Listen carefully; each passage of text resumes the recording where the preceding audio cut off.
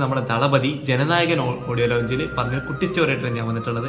ഇപ്പോൾ 50 days 50 stories day 2 part 1ലേക്ക് എല്ലാവർക്കും സ്വാഗതം. ഓട്ടോക്കാരൻ ഒരു ഗർഭിണിയായിട്ട് ഹോസ്പിറ്റലിലേക്ക് പോവാണ്. ആ ടൈമിൽ നല്ല മഴ.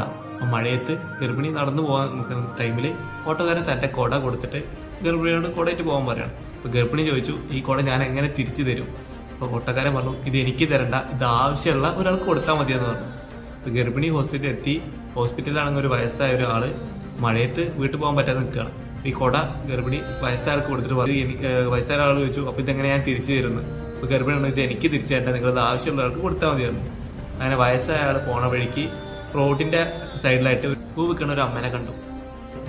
മഴയത്ത് തലയിൽ കവറിട്ടായിരുന്നു പൂ വിറ്റിരുന്നത്.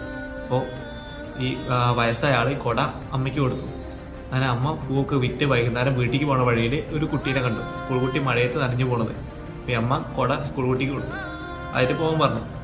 അങ്ങനെ ഈ കുട്ടീൻ്റെ അച്ഛനാണെങ്കിൽ വീട്ടിലാകെ ടെൻഷൻ അടിച്ച്, മോള് കൊടയും കൊണ്ടുപോയില്ല, എങ്ങനെ മഴയത്ത് വരുന്നുള്ള ആദ്യത്തെ ടെൻഷൻ അടിച്ചിരിക്കുകയാണ്.